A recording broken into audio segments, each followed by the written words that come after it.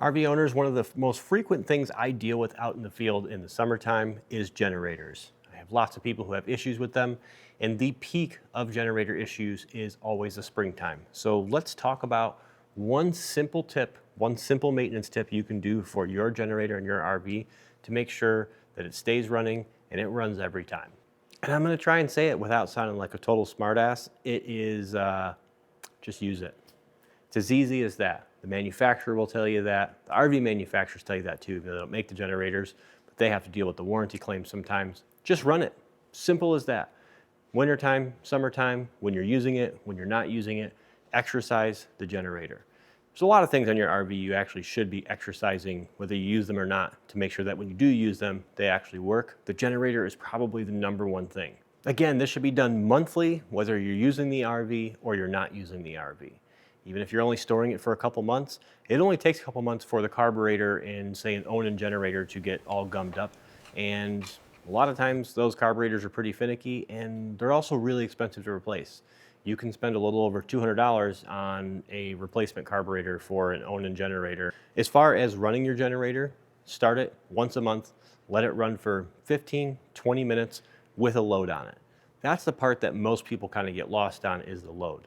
Now, running the generator, yes, it's good for the carburetor, it's good for the motor, keeps things moving in the engine, but the generator side of it, in layman's terms, the electricity making side of it, still likes to be exercised so that it can stay in its tip-top shape, if you will. You don't start developing surface rust anywhere, you don't start getting any corrosion because things are constantly moving. But putting a load on an RV generator can sometimes be difficult in the wintertime, which is when most people are trying to run it monthly and maintain it. Now, the number one thing people will tell you to do is just go turn your air conditioner on.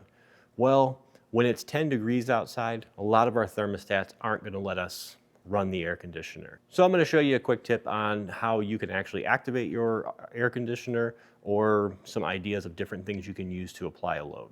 Now, just because I like to make sure that everybody understands what I'm talking about, a load is it's work that the generator has to do, so powering something. So we want to put a heavy load. In other words, we want to put a appliance on, or a device on, that would typically consume a lot of power and make the generator really work. Plugging in a phone charger, the generator's not really doing much work. We want it to do work. So an air conditioner is a good choice. But again, in frigid temps, your thermostat is not going to want to turn the air conditioner on. You're going to want to turn your air conditioner on high. So if you go to cool, you can go to cool high. Again, the temperature in here is not going to allow this to work. But if you get a little heat near this area and trick the thermostat into thinking it's warmer, even holding a lighter down here for a little bit works, but be careful, you don't want to melt this thing. A hair dryer works to warm these up.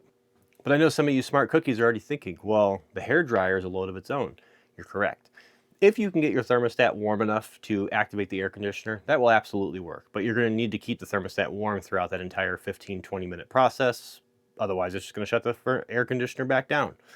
So, hair dryers, coffee makers, space heaters, which you shouldn't run for long periods of time, but again, the 15-20 minutes should typically be fine. Anything that creates heat is going to be a heavy draw. Anything that has moving parts is not always going to be a high draw. A fan running, even the AC fan running, is only a couple amps. It's not a very big draw. But again, hair dryers, flat irons, curling irons, coffee pots, you name it. If it gets warm, it has a little bit of a heavier draw. So again, you're just going to fire up that generator, put a load on it, and let it sit for about 20 minutes. Now, this doesn't get you away from your typical generator maintenance, your oil changes and air filters and spark plugs. You should still be doing those. But there are a lot of times that in between those services, people struggle with generators. And in the springtime, early summer, when people are starting to bring their RVs out that have been sitting for the past 6 months, that is where I see the most generators. Before I made this video, I actually went back and looked at some of my data just from my company alone. And it was roughly about 70% of the generators I worked on this year were all before June.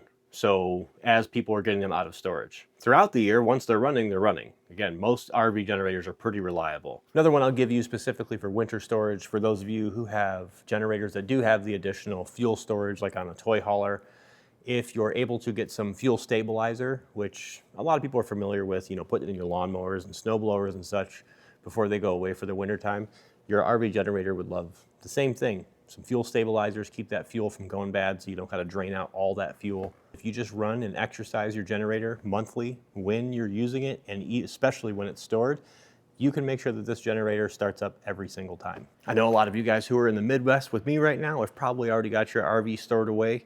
So at some point you probably want to get out there and get that thing started. But in the meantime, if you want to see some more RV tech tips, tricks, and even some tutorials, make sure you guys press that subscribe button.